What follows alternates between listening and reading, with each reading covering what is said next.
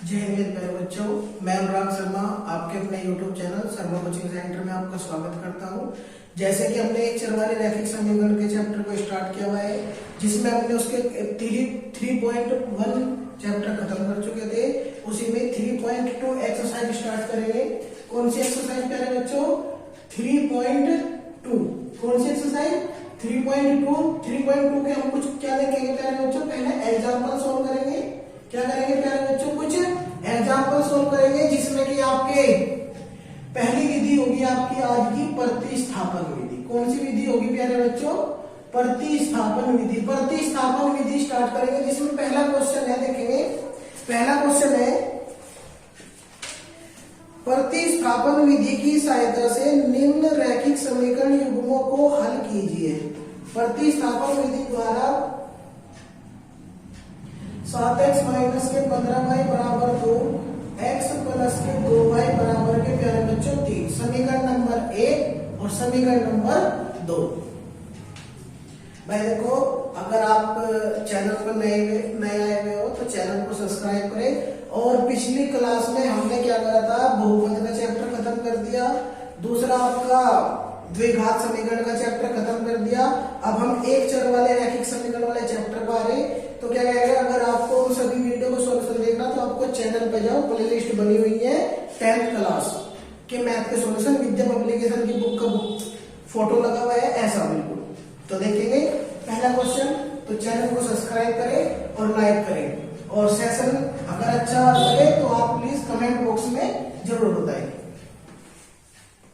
तो देखेंगे प्यारे बच्चों, समीकरण 2 को हल करने पर, समीकरण 2 को हल करने पर, समीकरण 2 को हल करने पर क्या होगा? तो x प्लस के 2y बराबर कितना होगा? ये समीकरण कितनी होगी आपकी? 2। देखो, इसे मैं अगर इधर भेज दी, किसका हो जाएगा? माइनस का। तो ये देखिए x बराबर 3 माइनस के 2y होगा या नहीं होगा? x बराबर कितना हो जाएगा? 3 माइनस 2y। इसे क्या मान लिया हमने? समीकरण नंबर 3। अब देखो, x का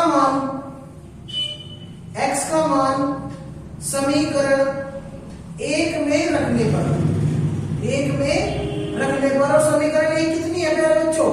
समीकरण 1 है आपकी 7x माइनस के 15y बराबर के 2। इसमें किसका मान रखना? x का मान। तो x का मान कितना? 3 माइनस के 2y माइनस के 15y बराबर कितना होगा? 2। इसके अंदर गुणा करेंगे 7 21 माइनस 7 दूनी 14y माइनस के 15y और बराबर कितना होगा? 2। भाई देखो, ये भी माइनस के 14y है, ये माइनस के 15y है। दोनों जगह क्या का चिन्ह है? माइनस का चिन्ह है। तो संख्याएं आपस में जुड़ जाएगी। चिन्ह क्या करेगा मेरे बच्चों? माइनस के 14 और 15 29y बराबर कितना होगा? 2 और ये 21 होगा। तो अब देखो भाई, मुझे y की वैल्यू निकालनी है। माइनस कैसे? बराबर से दूसरी तरफ भेजो, प्लस का हो जाएगा, ये प्लस का इधर का हो जाएगा माइनस का। तो कितना होगा? 29y बराबर 21 माइनस के 2। तो 29y बराबर 21 में 2 हो गए 19। मुझे y की वैल्यू निकालनी है। गुणा में इस तरफ में जाएगा, भाग में जाएगा। तो यानी कि y बराबर 19 बटे कितना होगा प्यारे बच्चों? 29। यानी कि आपका y की वैल्यू आगे निकल गया। y का मान समीकरण 3 में रखने पर, y का मान समीकरण 3 में रखने पर, तो x बराबर 3 माइनस के 2y। तो x बराबर 3 माइनस 2 गुना y का मान कितना? 19 बटे 29। तो कितना होगा? x बराबर 3 माइनस 19 दूनी 38 और बटे 29। एलसीएम कितना होगा इसका प्यारे बच्चों? भाई इसके नीचे भी मैंने एक मान लिया, एलसीएम होगा इसका 29। 29 की गुणा 3 में करूंगा, 29 की 87 माइनस के 38। तो x बराबर 87 में तो 38 गए, 17 में तो 8 गए, 9, 7 में तो 3 गए, 4 और बटे 29। यानी कि x का मान कितना होगा? 49 बटे 29। और y का मान कितना होगा? 19 बटे 29।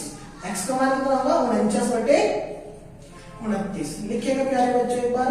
अगर आपको क्वेश्चन समझ में ना आया तो कमेंट बॉक्स में बताएं। आपको मेरा व्हाट्सएप नंबर भी पता, उस नंबर पर कॉल करो, मैसेज करो, मैं आपकी हर बात का रिप्लाई करूंगा। और पढ़ लो बच्चों, आपके ही काम होगी कोई चीज।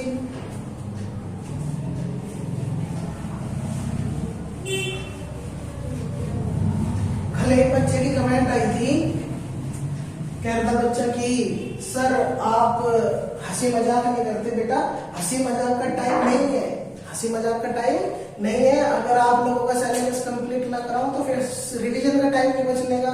तो आपका सिलेबस कंप्लीट भी कराना, आपका सिलेबस रिवीजन भी कराना, ताकि आप 10वीं क्लास में कम से कम 80 प्लस कितने भी परसेंटेज हो, बस 80 प्लस होने चाहिए।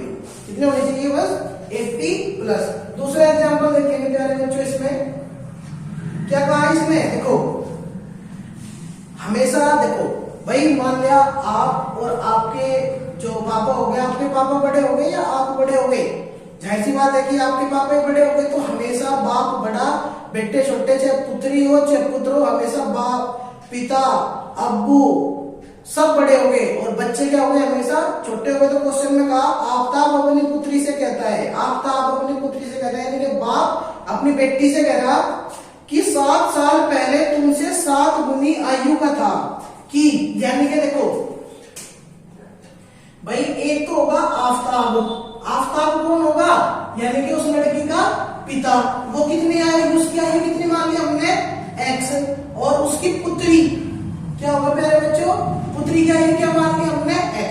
अब उसने अपने पिता से, उसने लड़की से कहा, पिता ने क्या कहा कि मैं 7 साल पहले तुमसे 7 गुनी आयु का था, यानी कि यू बाप होगा या उसकी बेटी होगी भाई, ये है इनकी वर्तमान आयु। क्या है मेरे प्यारे बच्चों? ये इनकी वर्तमान आयु है। क्या है इनकी वर्तमान आयु? पहले देखना 7 साल पहले बचो भाई, दोनों 7 साल पहले जान लिया, 6 मान लिया।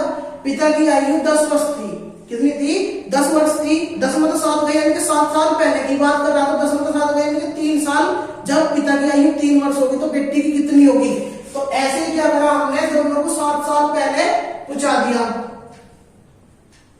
मैं तुमसे 7 गुनी आयु का था, यानी कि पिता कह रहा अपनी बेटी को कि जितनी तेरी 7 साल पहले आई थी, मैं उससे भी 7 गुना आयु का था। तो निकालते हुए समीकरण बनाओगे, x माइनस 7 बराबर y की गुणा 7 में करेंगे 7y माइनस के 7 सती 49। तो कितना होगा भाई? देखो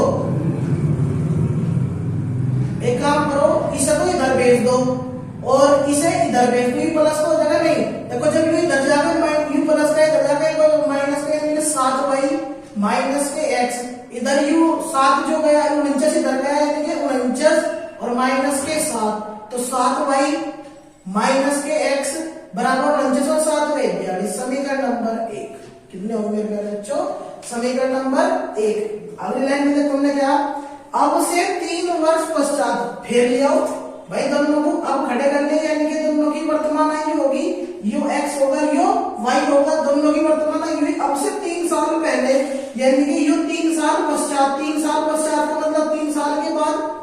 मान लिया पुत्र की आयु या पुत्री की आयु 10 वर्ष थी, तो 10 वर्ष का मतलब 7 साल, 3 साल लगने की बात करें तो 10 और 3 13 वर्ष। 3 वर्ष पश्चात मैं तुमसे केवल 3 गुनी आयु का रह जाऊंगा। केवल कितनी आयु का रह जाऊंगा? 3 वर्ष, यानी कि जितनी भी पिता की उम्र होगी तेरी आयु का मैं 3 गुना रह जाऊंगा। तो कितना होगा? x प्लस 3 बराबर 3 की गुणा इसका करूंगा 3y प्लस के 3 दिए 9। तो कितना होगा प्यारे बच्चों? देखो इसे तो इधर भेज दूं और इसे इधर भेज दूं। नहीं नहीं नहीं नहीं, नहीं, नहीं। एक काम करो, आप इसे तो इधर भेजो और इसे इधर भेजो, आपकी दोनों संख्या बराबर में प्लस की हो जाएगी। तो x माइनस के 3y बराबर के 9 माइनस के 3, तो x माइनस 3y बराबर 9 में तो 3 में प्यारे बच्चों 6। कितना बचेगा? x में से x माइनस 3y बराबर 6। ये समीकरण नंबर कितनी होगी? 2। अब समीकरण नंबर 2 को हल करेंगे, वही पुराना फंडा अपना, x की यानी कि समीकरण 2 को हल करने पर, और समीकरण 2 को जब मैं हल करूंगा तो समीकरण 2 कितनी? x माइनस 3y बराबर 6। तो इसे इधर भेजो, में क्या है माइनस का तो प्लस हो जाएगा, यानी कि x बराबर 3y प्लस के 6 होगा प्यारे बच्चों। इसे समीकरण कितनी मान लिया हमने? 3। x का मान समीकरण 1 में रखने पर, समीकरण 1 कितनी थी आपकी? ये वाली समीकरण 1 कितनी थी? 7y माइनस के x बराबर 42। तो 7y माइनस के x, x का मान कितना? 3y प्लस के 6 भैया ये तो है, और बराबर कितना होगा 42। अब देखो जब कोष्टक पहले माइनस का चिन्ह हो तो अंदर के चिन्ह भी बदलेंगे, तो यानी कि 7y माइनस के 3y माइनस के 6 बराबर 42। इसे इधर भेजो में कहीं का हो जाएगा प्लस का हो जाएगा, तो 7 में से 3 गए 4y बराबर 42 और 6 48। तो 4y बराबर कितना होगा कह रहे बच्चों 48। y की वैल्यू निकालनी तो कितना होगा 48 बटे 4, 4 तक 8 4 कम 4 4 तो नहीं 8। y का मान कितना होगा 12। तो y का मान कितना होगा 12। अब x का मान निकाल लो, तो y का मान समीकरण 3 में रखने पर y का मान समीकरण 3 में रखेंगे तो y x बराबर 3y प्लस के 6। ये क्या थी हमारे पास में समीकरण नंबर 3। मेरे पास में y का मान कितना आया 12, तो x बराबर 3 गुना 12 प्लस के 6, तो कितना होगा x बराबर 12 दिए 36 प्लस का 6 36 और 6 42। यानी कि देखो भाई आफताब यानी कि जो उसका पिता था उसकी उम्र कितनी थी 42 वर्ष, और जो पुत्री थी उसकी आयु कितनी थी 12 वर्ष। या थी उनकी वर्तमान आयु। अगर क्वेश्चन समझ में ना आया हो तो एक बार फिर से देखेंगे क्वेश्चन में कहा आफताब अपनी पुत्री से कहता है, आफताब अपनी पुत्री से कहता है, यानी कि आफताब की आयु हमने x मान ली, पुत्री की आयु हमने क्या मान ली प्यारे बच्चों y की। जब मैं 7 वर्ष यानी कि अब से 7 वर्ष पहले, यानी कि पिता की वर्तमान आयु x है तो उससे 7 साल पहले लेके जाओगे तो घटाना पड़ेगा। 7 साल पहले मैं तेरी आयु का, दोनों की आयु 7 घटा दी, मैं तेरी आयु का 7 गुना दी। ऐसे सोल्व करके हमने समीकरण बनाई। बाकी आगे आपकी समझ में आ जाएगा, आप करके देखियो। नहीं होता है तो आप मुझे कमेंट बॉक्स कर देना, देखेंगे एक बार।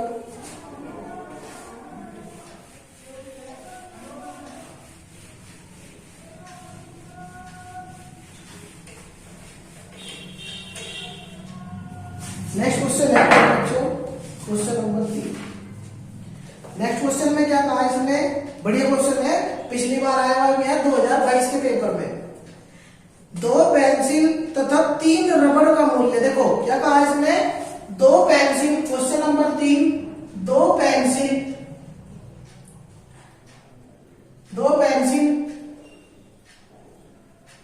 और 3 रबड़ का मूल्य कितना बताया इसने 9। देखो पेंसिल को हमने क्या मान लिया मेरे प्यारे बच्चों, पेंसिल मान लिया हमने x, पेंसिल क्या मान लिया हमने x, और रबड़ क्या मान लिया हमने, रबड़ मान लिया हमने y। क्या बताइए, रबड़ क्या मान ली भाई हमने y। तो देखो 2 पेंसिल 3 रबड़ का मूल्य कितना बताया 9, समीकरण नंबर 1। उसके बाद उसने कहा 4 पेंसिल 6 रबड़ का मूल्य 18। तो प्रत्येक पेंसिल और प्रत्येक रबड़ का मूल्य बताना कि एक पेंसिल और एक रबड़ का मूल्य कितना होगा। देखो भाई वही है तरीका, तो समीकरण या समीकरण नंबर 1 या समीकरण नंबर 2, तो समीकरण नंबर 2 को हल करेंगे।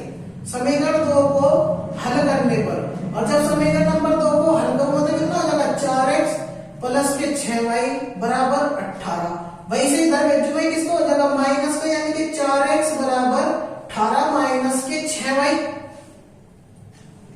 भैया प्लस का इधर भेजोगे एक हो जाएगा माइनस का, तो 18 माइनस के 6y। मुझे x की वैल्यू निकालनी तो कितना हो जाएगा 18 माइनस के 6y और बटे 4।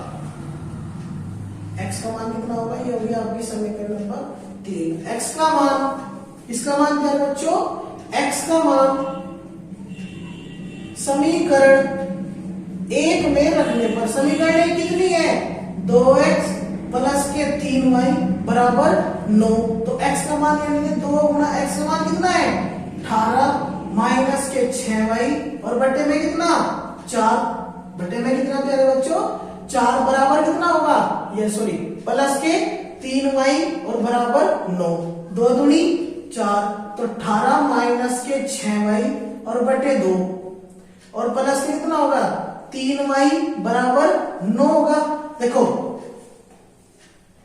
अगर मैं ऊपर से 2 कॉमन ले लूं तो 2 कॉमन लेते तो कितना हो जाएगा 2 9 18 माइनस 6y, 6 का 2 3 6y और बटे कितना 2 प्लस के 3y बराबर कितना होगा 9, 2 से 2 कट गया तो 9 माइनस के 3y प्लस के 3y बराबर कितना हो प्यारे बच्चों 9, यानी कि ये माइनस का ये प्लस का कटेगा 0 होगा, यानी कि 9 बराबर 9।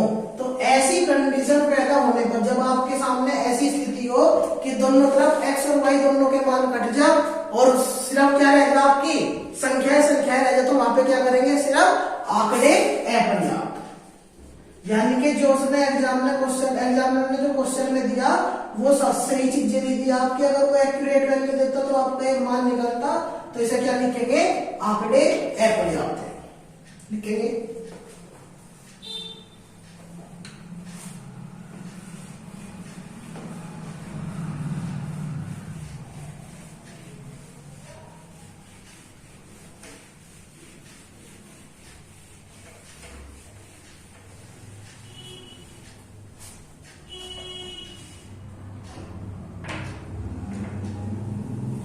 तो मेरे प्यारे बच्चों, आपके एग्जाम्पल खत्म हुए। एग्जाम्पल कराने का उद्देश्य सिर्फ ये होता है कि आप जब एक्सरसाइज शुरू करो तो आपको ये डाउट ना रहे कि ये क्वेश्चन कैसे होगा। अगर मान लिया आपको डायरेक्ट में एक्सरसाइज कराओ, एक्सरसाइज कराने का मतलब है कि हर क्वेश्चन पे आपको ये चीज बतानी पड़ेगी कि इसमें ये करना, उसमें ये करना। एग्जाम्पल कराने का मतलब होता है कि हर क्वेश्चन के बारे में हमें पहले से ही जानकारी हो।